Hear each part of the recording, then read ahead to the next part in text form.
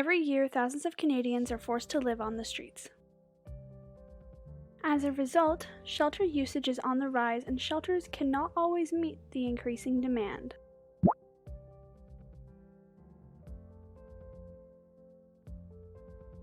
Other cities across North America are experiencing the same problem and have responded with tiny house villages.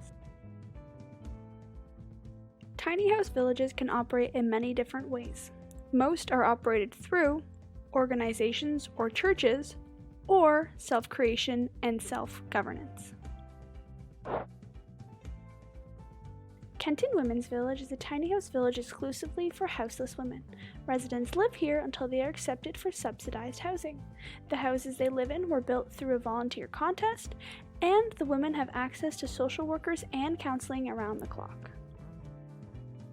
Agape Village is a tiny house village made by the Central Church of the Nazarene to help the houseless population camping on their property. The houses are being built through a program which employs houseless individuals and teaches them how to build homes. To live there, residents must pass certain requirements made by the church staff. Do Good Veterans Village is transitional housing for veterans that fought in Operation Desert Storm. Each member has their own home, aka pod.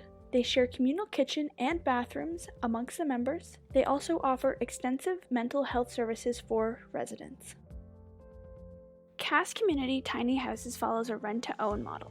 Dwellers must pay $1 per square foot to eventually own the house after 10 years of renting. This model allows houseless individuals to accumulate wealth and equity. This is not a tiny house village, but multiple individual houses with their own plots of land and address.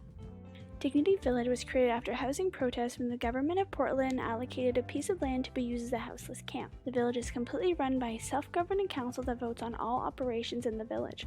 The village maintains a long wait list for applicants to be accepted. Many of the residents have jobs and use the village as transitional housing. Hazelnut Grove was first used as a tent city created after housing protests. Homes were then built with donated and scrap materials. The village is governed by residents with help from neighbors and activists. Many of the residents use the houses as transition until they can afford more permanent housing. Why tiny house villages? Well, they're affordable and easy to make. They can provide a place of their own, equity for the future, an address necessary to apply for jobs, on-the-spot counseling and mental health services, safety and security, a community or family-like environment, and transitional housing. These tiny house villages are proof that they can be successful tools in aiding houselessness. If they can do it, so can Canada.